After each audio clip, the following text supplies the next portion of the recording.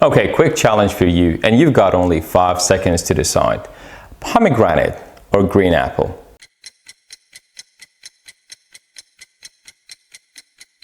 So you have probably already chosen the green apple or pomegranate, but now I want to give you 10 seconds to make a choice again. But this time you have more options. Pick your favorite starting now.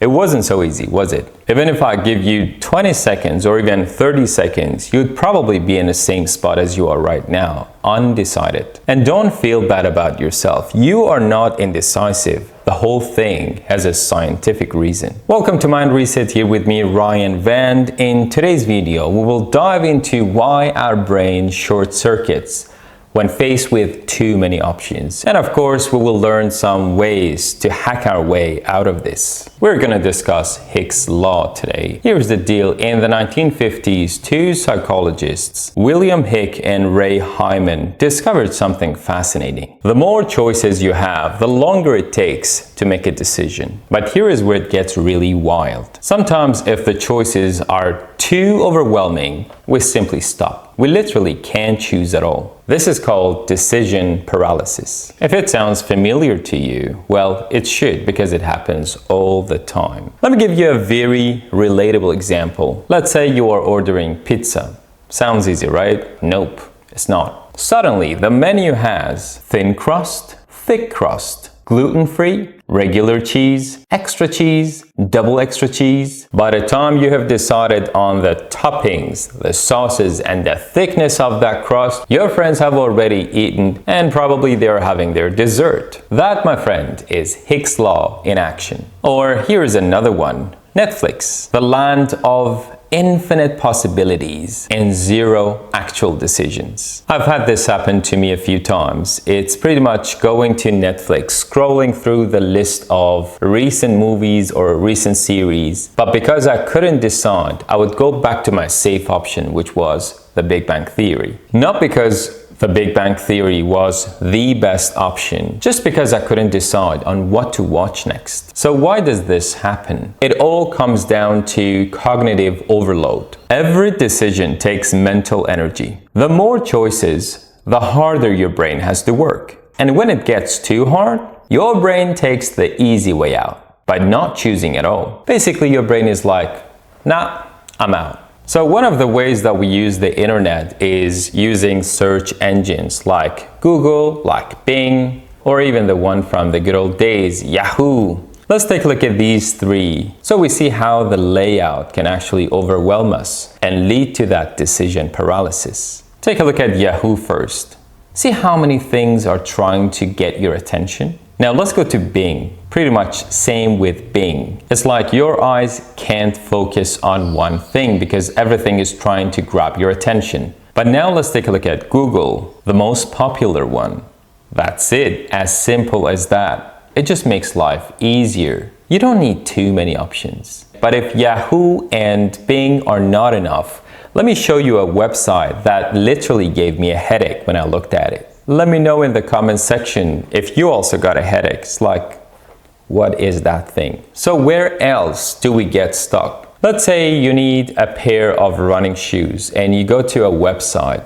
So many websites to choose from, right? But you finally land on one of these websites. And there you have 200, 300 different pairs of running shoes in different colors and different sizes, and your brain is scrolling through all of those at the same time, and each of those is getting a little bit of your attention, so you're spending some of the mental capacity on that particular thing. Now imagine seeing 200 pairs of running shoes scrolling all the way down. Another thing that happened to me was 2 or 3 weeks ago, I guess. Kate and I went to a Lebanese restaurant with some very good friends. And when I saw the menu was like a thick one and it had so many items, I got really lost for a couple of minutes. Like, I couldn't decide. There were so many things to choose from. You might think, well, it's a good thing. You have more options you can choose from. But no, sometimes it's too much. Or in the case of dating apps, you swipe through endless profiles, struggling who to message, and probably end up not messaging anyone at all. I think this next one sounds very familiar, and that is you go to your wardrobe and take a look around and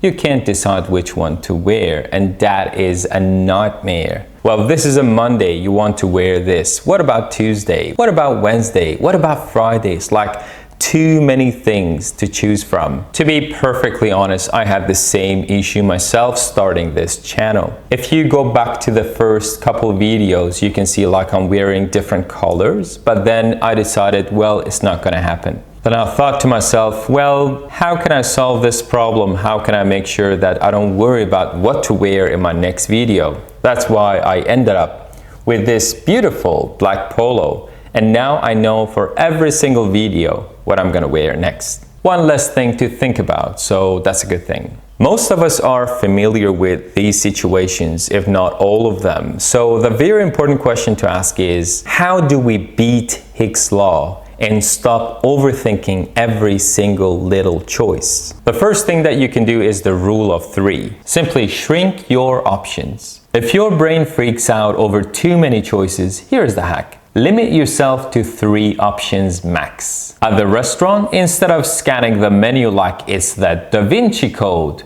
pick 3 dishes and decide from those. Your brain loves simplicity, so the fewer options you have, the easier it will be to decide. Another thing you can do is decision timer. Just set a deadline. If you give your brain unlimited time to decide, guess what? It will take forever. So set a decision deadline. If you're scrolling through Netflix, set a 30-second timer. When it's up, hit play on whatever you landed on. Or if you're picking a playlist for your workout on Spotify, take only 1 minute to choose, then play the one that you feel best about. A ticking clock forces your brain to go into action mode and do something and decide. Another great technique is pre-deciding. Pre-deciding is basically you doing a favor for your future self. It removes the need to make decisions in the moment, saving you brain power. So lay out your clothes the night before, and then in the morning you don't have to just rush and choose something out of so many options. Or if you're thinking about lunch and what to do about it every single day, probably a Sunday meal prep can help. Another thing you can do is automating repetitive tasks. Like the example that I gave you, that I'm wearing this black polo. It's a repetitive thing for my video, so I don't have to burn calories on what to wear next time in my videos. And let's be real, perfection is a trap.